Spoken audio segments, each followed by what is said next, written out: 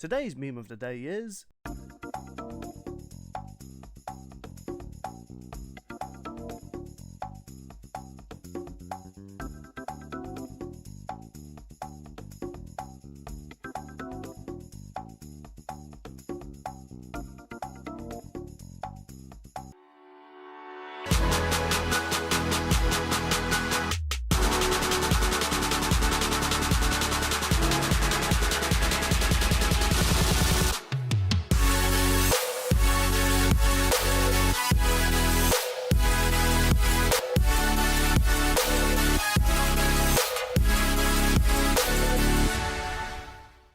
So, the thing that's kind of interesting, I kind of made complaints about combatants returning to Death Battle in the past, but there is something that I feel as though doesn't get as much hype when it comes to Death Battle, is when a new franchise is finally brought into Death Battle. Because I think we did a third topic years ago about franchises that either have not been in Death Battle and ones that have been in Death Battle but not as much. Yeah, for one of those, didn't I mention Fire Emblem as one that hadn't been in, and then it got in? I know. Right? Yeah, we talked about franchises we wanted to see. That was an episode Bill couldn't join, and made it's like Fire Emblem. Yeah, well... There you go, Bill. I did it for you. I mean, at the time, I wasn't even into Fire Emblem until... Funny, if it wasn't for Purple actually screwing up, hyping up Dimitri, I probably wouldn't have been as invested in it. I guess that's a kind of a good segue into a debut that changed my perspective on a Nintendo game. Guns vs. Dimitri. It had a returning combatant that I grew up with, and it was going up against a combatant that... You're not in Smash Bros. Who the hell's this guy? Is that One Punch Man meme? Like, who's this sassy child meme? Who's this non-Smash Bros fighter? But yeah, it's like, I didn't know who Dimitri was. I knew Dimitri from GTA 4. I knew Dimitri from Call of Duty World at War. I didn't mean for those to rhyme. With that joke. I didn't mean for those to rhyme, but... There's a Dimitri in Yu-Gi-Oh! GX. Yeah. Oh yeah, there is actually. God, is Dimitri just that much of a common name in other countries? Stop it, the both of you. Stop with the joke. I'm just listing Dimitri's I've seen in media. There's also my old college friend Dimitri. No, not really. Stop it. Spray bottle. No, Both of you. Not the bottle, no.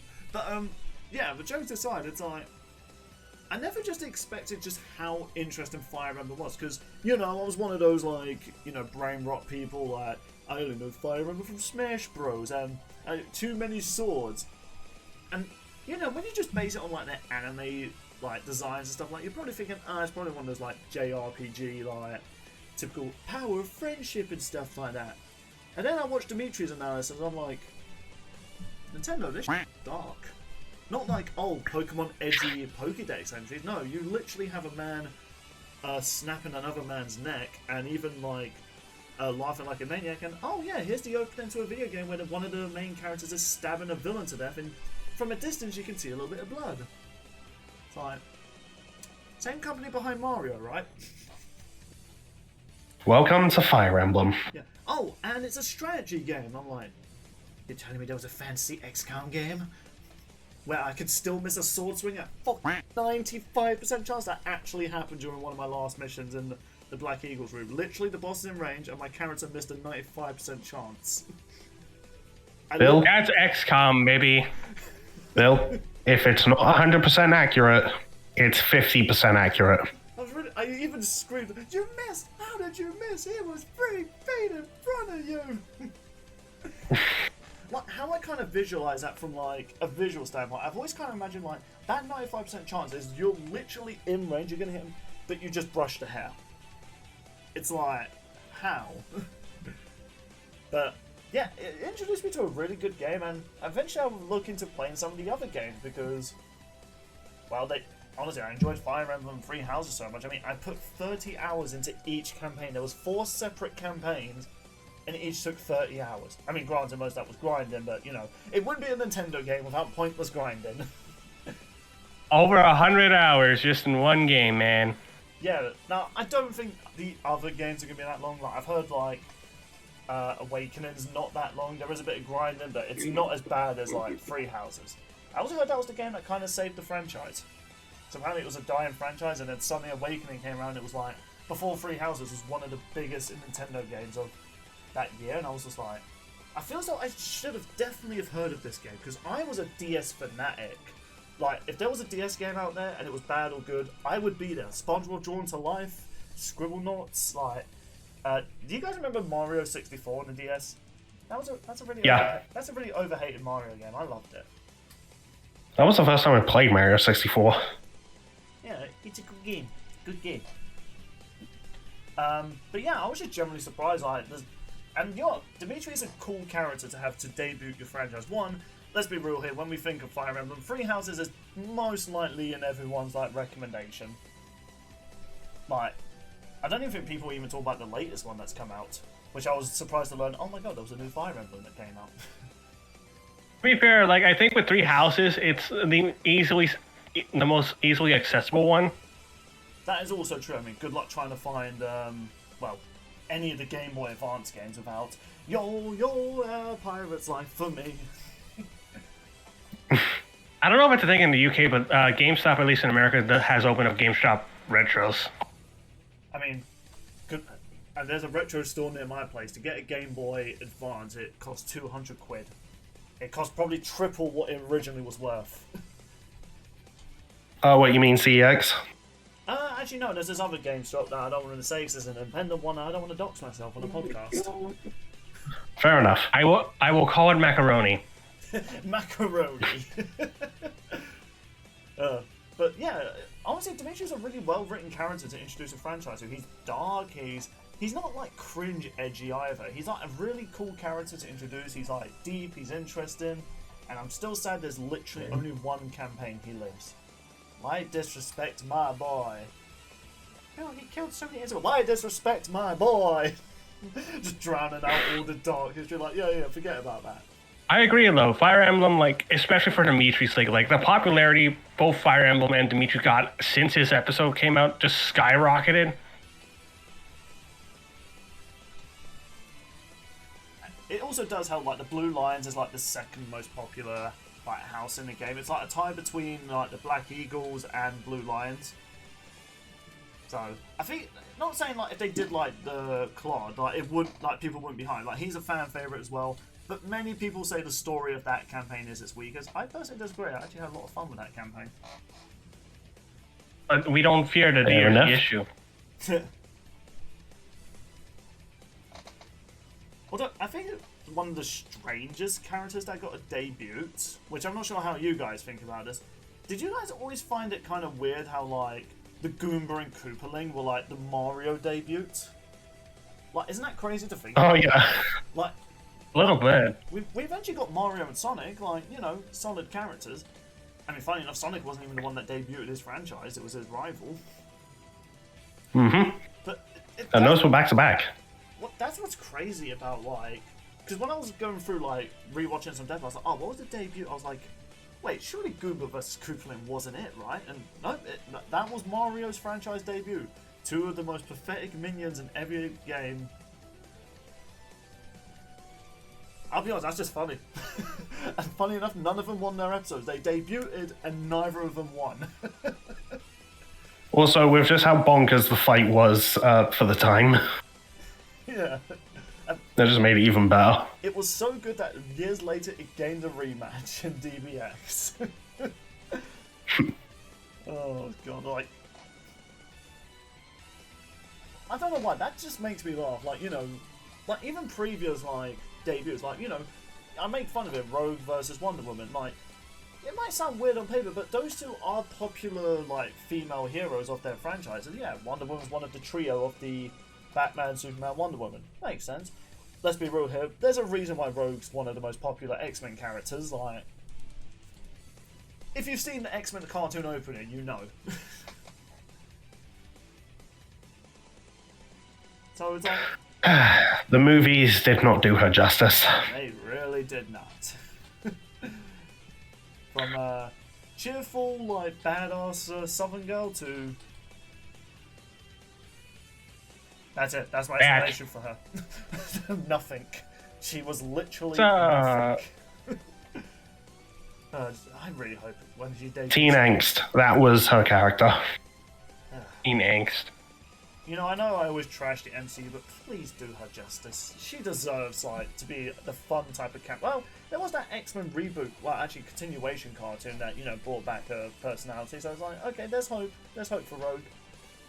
But it's like, you know, that actually not too bad. Like, I've seen some people criticize that. Well, there's different reasons why people criticize it, but, you know, people say, like, it's not a good debut episode, and I disagree with that. It's like, okay, you're going to bring in two big comic book franchises. Let's be real here, most people online are gooners, unless you're in the UK anymore. You can't goon no more. Rip. Rip to the right hand. Or left, if you do that way. I'll be more impressed. Or both. I'll be impressed if you had to use both. But yeah, it makes sense to use, like, let's be real here, the eye candy of their superhero groups. There could be the argument you could have done Storm versus Wonder Woman, because I'm not sure many people know this. When they were doing years ago Marvel vs. comic books, Marvel vs. DC comic books, they did like a voting for like when they did their comic crossovers. They did Storm versus Wonder Woman, and they would say people vote Storm would win. I definitely disagree with that. Oh, and there's the part where Wonder Woman is worthy to wield Mjolnir, but decided not to use it, so it would be a fair fight. So, you know, I still don't agree that... Well, no, I disagree that this is not a good debut episode. I feel like, you know, for a Marvel and DC debut, that is a solid one. It's just the Mario one. It's just crazy to think like it's the freaking Koopaling Goomba. Like, not Bowser, not even Wario, hell, not even Yoshi. It was the freaking minions. Yeah, surprise, suckers. Not a bad debut. I think it's hilarious, and to this day, it's unironically a good episode. I think we reacted to it years ago after its anniversary. We did. We reacted to I think we reacted to all of the fights been animated. Yeah. So we'll throw this to mate now. Like, is there like a fun sort of debut you like, or is there even like a bonkers one that you can think of? Can I list a bad one? A bad one? Ooh, interesting. Spicy. Let's go. Zelda versus Peach. Really? Yeah, like, going back to that episode and just how they, like, talk about Zelda, like, the whole thing where she's, like, a manipulator, and, like, I mean, the episode starts with calling both characters useless, but, I mean, it was a product of its time. The animation, like, the animation's fine, but that Zelda sprite, like, what? I don't even think it was the best they could do at the time. I'm pretty sure there were other better Zelda sprites out there. I don't know if there really was. Let me actually look at some images of, like, Zelda through the years of sprites. Yeah. I think there was even like a fan-made Smash sprite game. Smash or Flash. something. Like, yeah, Smash Flash. I heard people say like that sprite is really good. And they weren't against using But they just used sprites, like fan sprites. Yeah, but they went with like a super blurry one. Oh my god, I forgot how much of a design choice they did for 2023 Zelda design. Jesus Christ, man.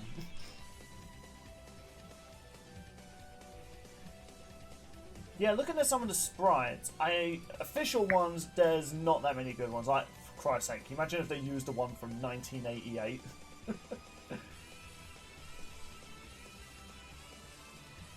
Yeah, I think they definitely would have had to, if they wanted to, you know, get a matching sprite, I think the fan one would have actually done it better. Yeah, most definitely. I will say, Just trying to think. episode itself, yeah, not the best debut, but if we had to talk about franchise debuts, Zelda's not a bad choice. I mean, her name's in the title after all. Oh yeah, no. It's a fair late choice for a franchise debut, and then we got Link like a few episodes later. But it's just like the way the episode was done, like aged like milk. I think the fight still holds up to an extent. I still love the death fly. That was brutal. I mean, yeah, like the fight. Death, yeah. Yeah, the fight can still hold up. It's just everything else. Yeah, you know what, as much as I try and defend a lot of old death battles, I will admit the writing for that announcer, because even at the time, Peach and Zelda weren't necessarily useless. Like if this was the case when, I don't know, Death Battle came out in the 90s and stuff like that, yeah, Peach and Zelda were pretty much useless.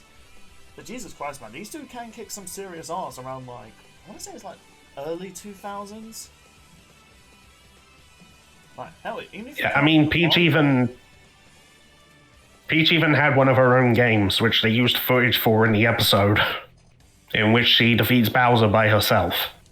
Yeah. Or even just before that game, there was actually a manga series where she had to actually team up with Yoshi and some Toads to break Mario and Luigi out of Bowser's prison. And she straight up uppercuts him. It's like... Yeah. I think there's even a panel where, like, she attacks somebody from beyond the fourth wall. Yeah, like, Peach is not afraid to throw hands. Like, her hands are rated E for everyone. Yeah, that's why I love, like, in Bowser vs. Eggman, they showed that manga panel of, like, her saying, put up your dukes. I do 100% agree that. Analysis-wise, yeah, it is not a good episode. Fight-wise, it's entertaining. Debut, not a bad choice. I think Zelda's a solid choice. Yeah, good choice, just not that great in execution. Any more you want to... Right, do you have any bizarre ones that still throw you off? Ooh, bizarre ones. Ooh, what's a bizarre one? I thought of a funny one just for the joke. You know what, Sean, you say yours and I can come back to me. If you want to talk about a bizarre one, let's talk JoJo's. I didn't know you were going to do that. It makes sense. I don't think I expected JoJo just to get on the show when it did. I thought they would wait a bit longer for a JoJo character. And to be honest, they did shows at the time anyway, the most popular one to use. That's what happens when you have Matt Mercer as the English VA. Jesus, is it still crazy to me that Matt Mercer is like, he can voice really well-written main characters, and then you see him behind the scenes and he's like the most ultimate goofball of all time. He's also the biggest D&D celebrity nerd I've seen.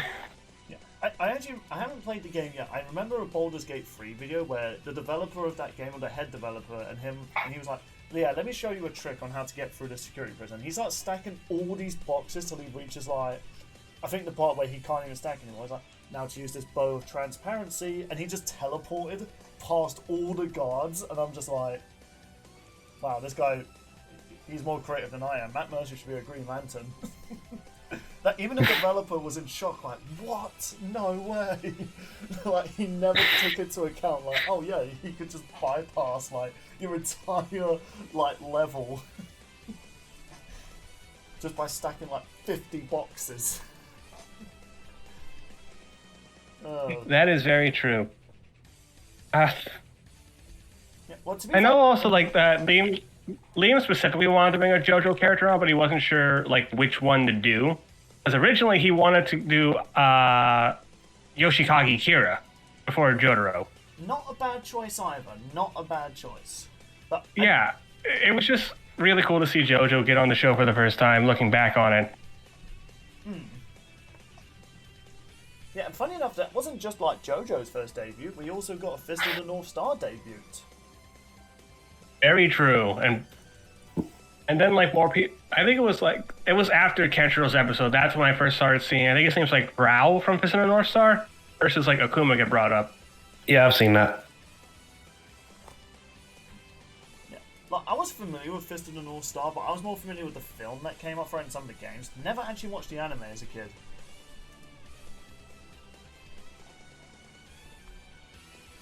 But, yeah, Jotaro was a good character. I mean, at the time, he was perhaps the most, like, let's be real here, there are so many memes of this one character. Like, it's him and Dio that are the most memed of, like, JoJo. Then, you know, there's other JoJo memes out there, like, I still love that curb stomp meme. Like, you could use that for so much. But with these two characters, I thought these two. For Fist of the North Star, I think there's only really two characters I could think of for Fist of the North Star. One of them I can't even remember the name of. It's been that long since I watched the movie. But similar to like Kenshiro, I think he would like swipe his hand, and it's kind of similar to how like anime characters slash their swords, put it away, and then the person gets sliced to bits. He was kind of similar. Like he would fling his hands like in a slicing motion, walk away, and the person would just be sliced to pieces. Yeah, he was kind of like Kenshiro's rival.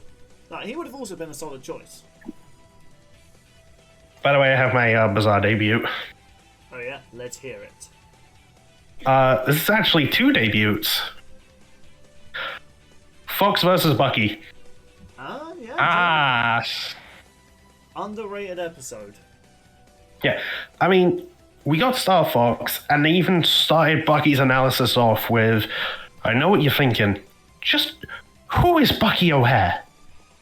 Well, prepare to be reminded or introduced to the greatest cartoon rabbit since Bugs Bunny, and then they just play his intro. It is a very catchy intro. I think I have it on my SoundCloud somewhere, but it's probably been buried like underneath so many death battle music. Yeah. Also, just like the way they're hyping this show up by just bringing up like, oh yeah, and the villains are basically amphibian Nazis. If Hitler was Skynet, I bet you want to watch the show now, don't you? Yeah, I've not actually watched the show since Death Battle, even though I remember saying, I really want to watch this show now. I need to find it somewhere just to watch it. Yeah. I think like the death for that episode is still like a pretty haunting like kill, especially for Nintendo character. Oh yeah. They're just choking him and then just blasting his face off. Game. Like, good God, Fox. I know, like, I feel like he won just by choking him to death, but he had to make sure. I didn't need to do that. Calm down, fella. Yeah, honestly, a really solid choice of like character debuts, though. Like, that was for twofers. And now I think, is there any other Star Fox like matchup that people can think of that they would want to see? I don't care. Well, there's Star Fox versus Rogue Squadron. Oh yeah. When Boba Fett's episode was getting teased, people wanted him to fight Wolf O'Donnell. Not bad.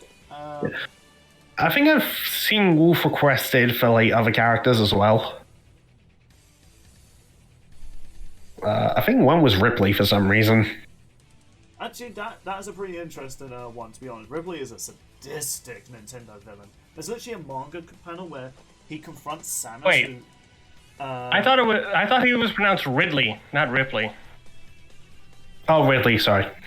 So there's like a manga panel where Thank you, Sean. this is like a time skip after like Samus's planet kind of got annihilated by him, and he taunts her by saying like, "Oh, I remember you. You had family on that previous planet." He starts pointing to like different parts of his body because he has to like consume organic flesh to keep him sustained. Like he's not skinny because he's not eating enough. He's skinny because he's kind of a decaying corpse in a way.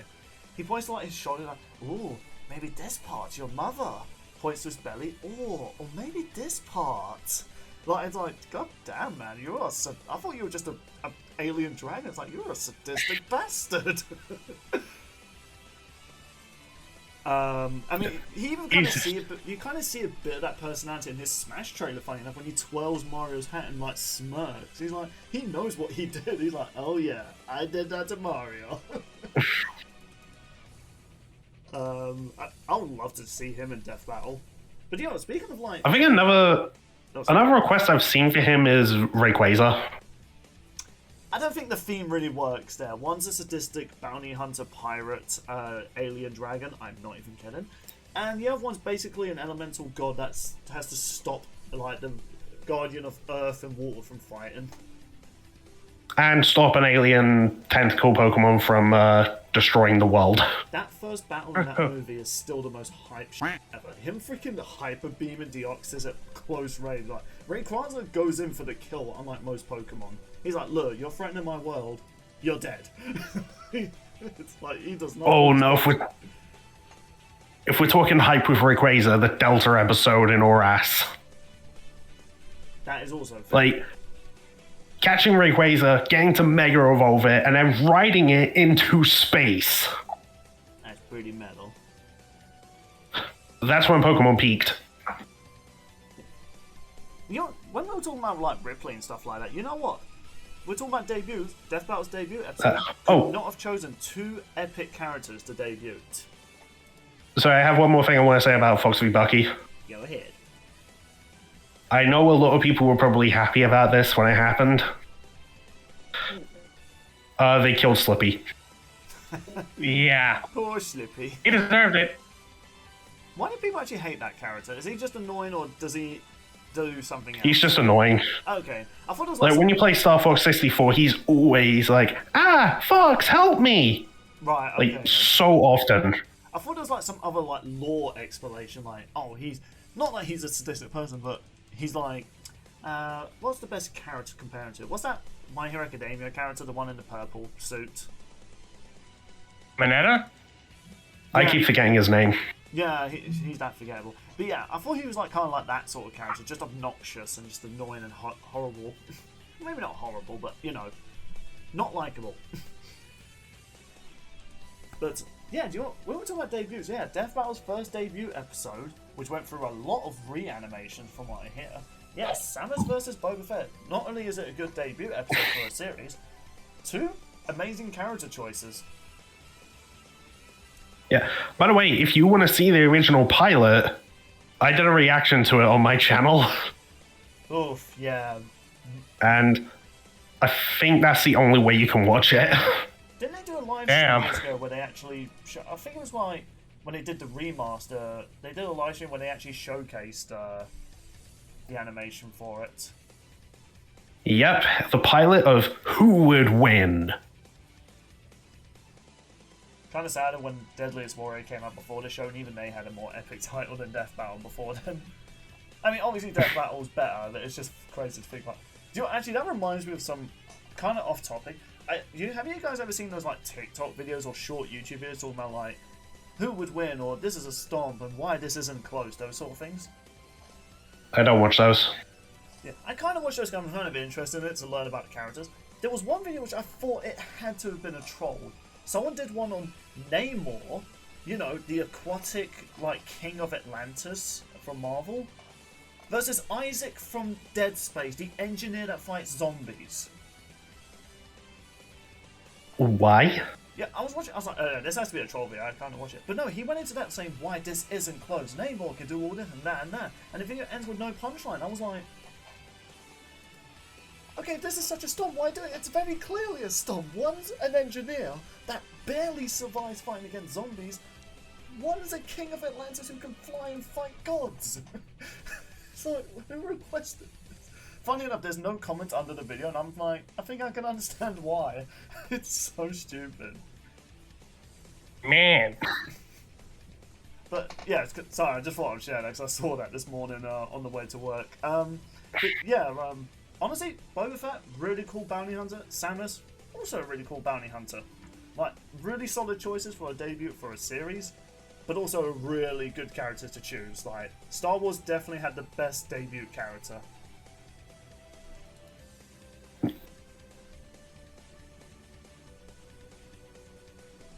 Trying to think of any other Samus character, like Metroid character, would have been a good debut. I guess Ridley.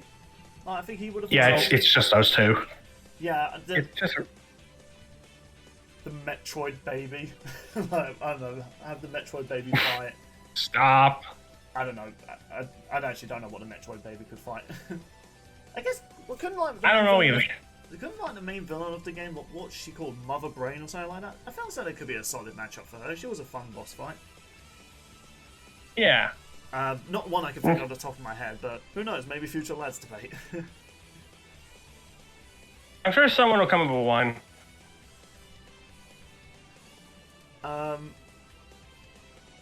Yeah, there's a lot of really good debuts though, but I think the one that always stood out to me, and definitely the one that got me the most hyped, and I wanted to save this for last, and this might surprise you guys, it was Dark Souls. I am shook. Where is it? So, okay, first of all, when I was teased that this was an upcoming episode for the season, like Skyrim versus, well, Dragonborn versus the Chosen Undead, I was already pretty hype. And yeah, that's a perfect gift. Yeah. You might want to keep that ready, Sean. Yeah. Yeah, like, okay, I grew up with playing Dark Souls games, and I will admit it's one of those games that did age a bit poorly, but eventually got a remaster. But it's one of those games where it's like, could you actually bring in a character from this game into Death Battle? Oh, pardon me, sorry there.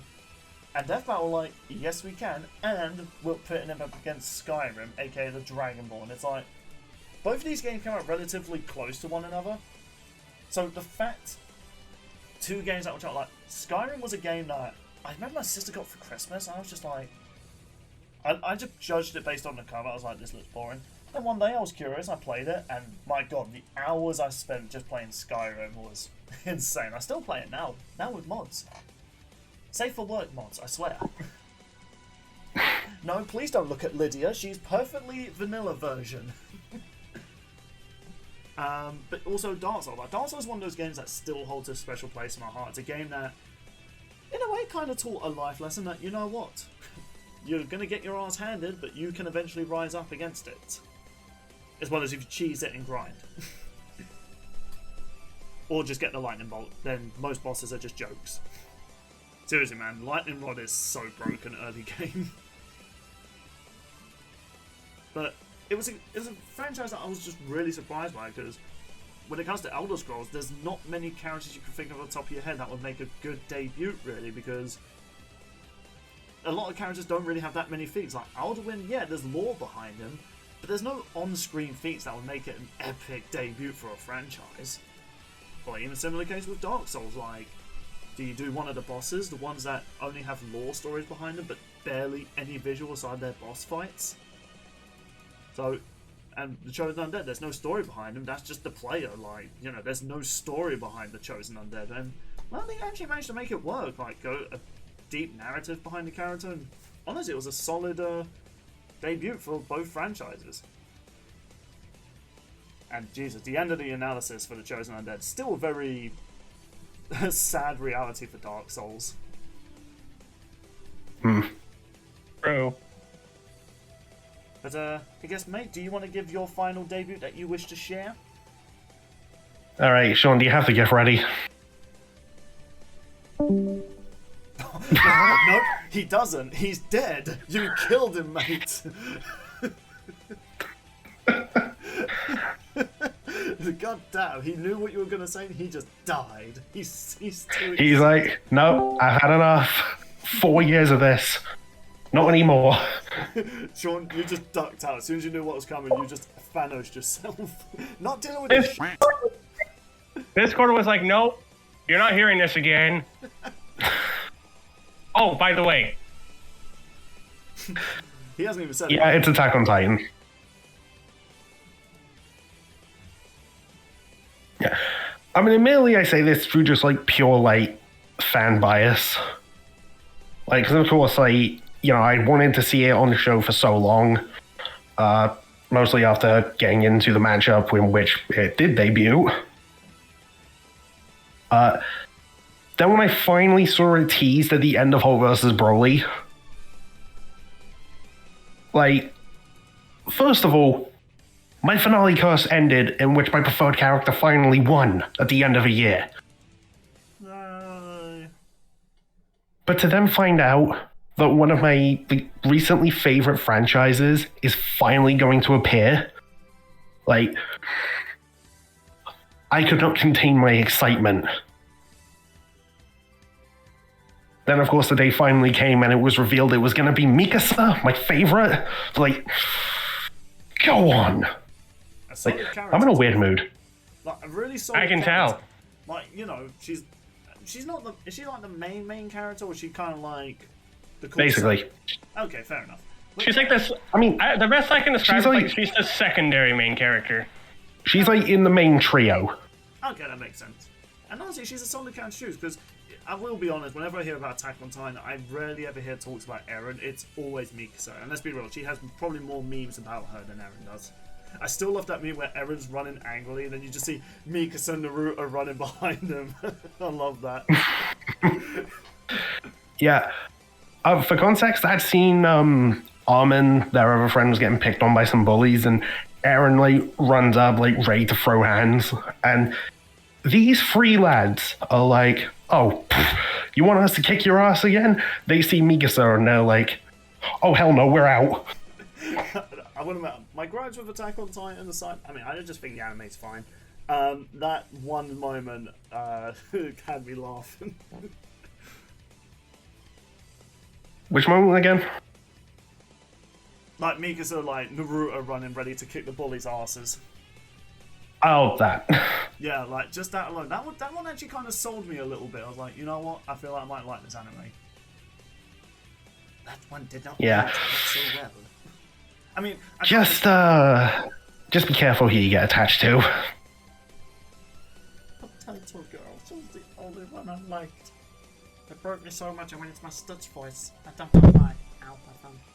Apparently.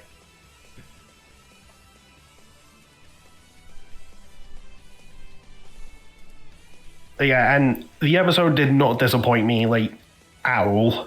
I'll always laugh whenever I hear that measurement for the Armored Titan. By comparing the size of the gate to... let's go with this guy. I just love how that line is said.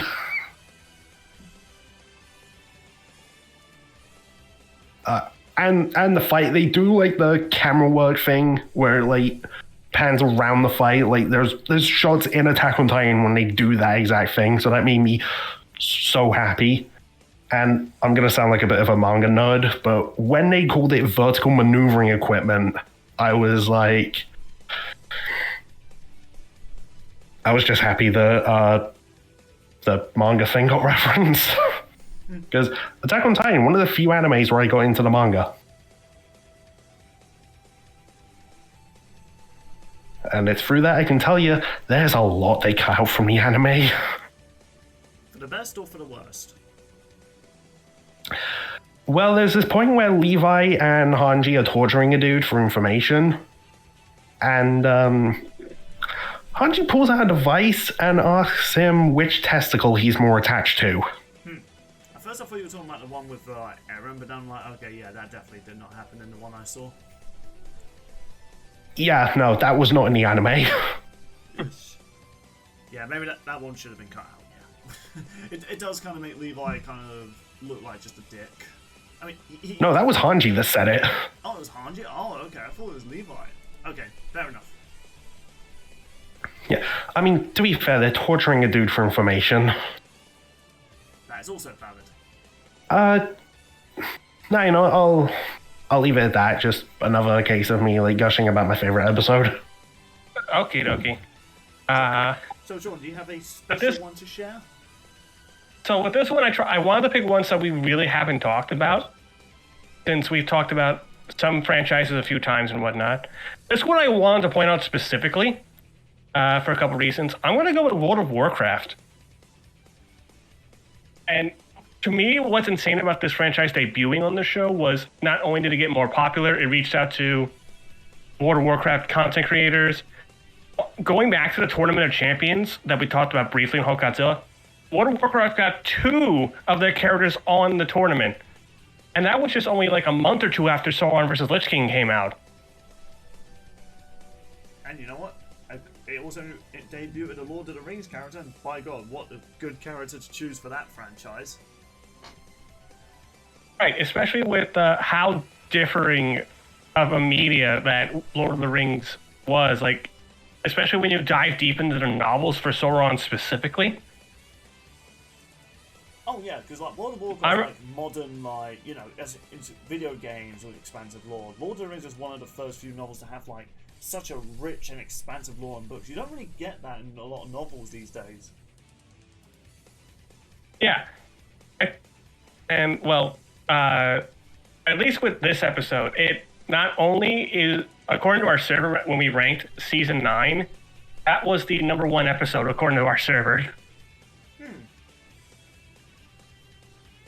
I mean, it is a, fantastic episode. Not as good as Zombie Man vs. Homeland. No, another pretty solid debut episode for both franchises.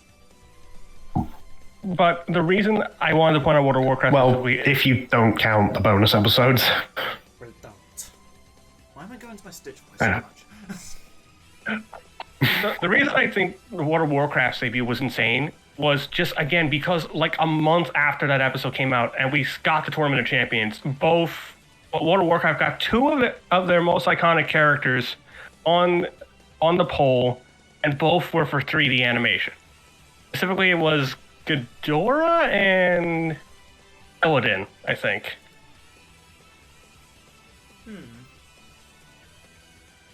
No, wait, not Ghidorah. Ghidorah is the kaiju. Deathwing was the name. Deathwing. I think it was.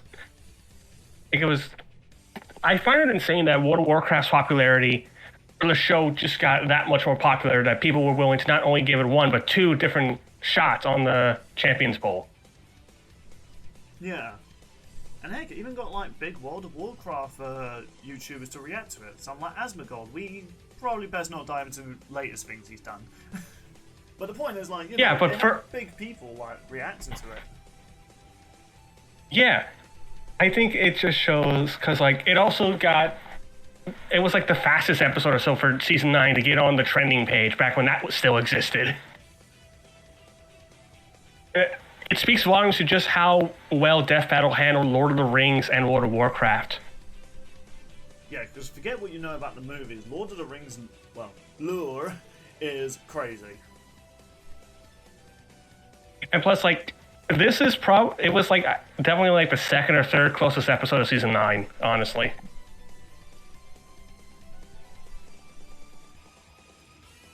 I just think it's insane to think about just the popularity World of Warcraft got from Sauron versus Lich King is just insanely impressive to me for a debut franchise.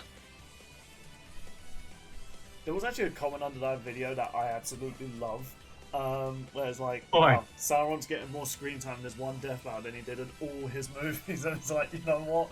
That's actually True. It really is. It's so true. Wasn't there something similar with Boba Fett versus Predator? Like, he got as many lines as he did in the whole trilogy. Yeah, that is also true. And apparently Predator got more stuff after that finally. I don't think enough to win. I do need to actually see that new film, Killer of Killers. It looks really good. Enough There's to maybe another one- justify him coming back? There's another one that's coming out too. I don't know when it's coming out, but they showed that off recently, and it's just like the makers of Predator saw Boba Fett versus Predator, and we're just like, yeah, we're bringing him back. Screw you. we'll make him better. You know what? That's actually a really solid episode. And World of Warcraft's debut character, similar to Skyrim and Dark Souls, it's one of those like you've really got to choose a specific character because actually I feel like Dark Souls it's easier in World of Warcraft because there are like loads of major characters with rich lore and lots of screen time. But I think the Lich King was definitely a good choice for a villain, especially to go up against someone as iconic as Sauron.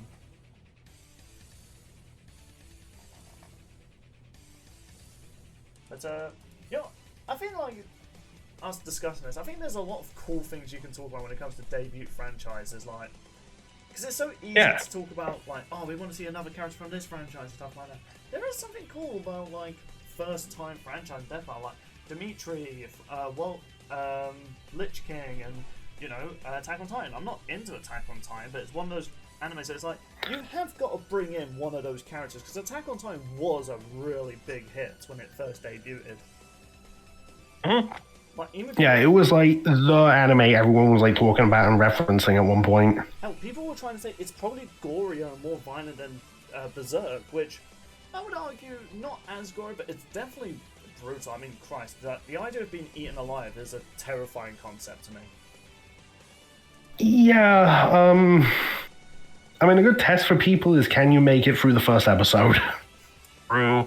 Yeah, it's like it's not as dark as, you know, Guts being birthed out from his dead mother's corpse, but you know, a child seeing his mother being eaten alive and Jesus, that one old lady that gets crushed by flying debris is Jesus Christ. When I saw that, I was like, God damn. You should. In the final season, there's this like ongoing like thing that looks like there's people running from like the rumbling. One of whom is holding a baby. Jesus. Yeah, Isayama did not hold back. Yeah, so I feel like when, like, I know there are some debuts that you could argue are like, you know, they're not as strong as like, you know, you could argue Zangief being a first time for Street. Actually, no, it was Akuma. Actually, you know what? I take it back. I thought it was Zangief, but no, it was Akuma. You know what? I stand corrected. But no, but like Shang Tsung's also a solid choice for a debut for Mortal Kombat. So it's like I can't really think of like a quote unquote bad franchise debut. Like, okay, the episode itself, like Zelda vs. Peach, you can judge that very harshly from its writing standpoint. But as far as I can think of, there's not really any bad debuts, unless you want to count live action people in real life. Yes, Justin Bieber versus Rebecca Black is not a solid episode. Like, it's bad. And just like that, we have lost our viewers. Yeah, I think it's just one of those. But you know, that's like a joke episode. Like, even the Goomba vs. Koopalin, it's a funny debut for Mario. So I really think overall, like, Death Note have had some really solid debuts for franchises, and it just hopefully we'll get more people actually excited for when a franchise inevitably has their debut fight. And you know, here's hoping it's not only a solid episode, and let's hope there's more talks around more franchises that get their first episode. Yeah. Me. I guess with all that said and done, thank you all so much for watching. And who do you think? What do you think of the first? Not first one. Miles versus Deku. Was it a good episode? Was it bad? Should Z-Dog kill you for your opinion? Let us know in the comments below. What do you think about the next time? Are you rooting for Hulk or Godzilla or the guy in green? You know, are you gonna have a cop out to respond like us? And is there a franchise debut you were hyped about? Is there one that you thought was a bit weak? And what franchise would you even like to see have their debut episode? Which character? Let us know in the comments down below, and be sure to share the video around, keep the channel growing, and hey, join our Discord if you want to join more discussions like this. Farewell, everybody. Bye. Bye.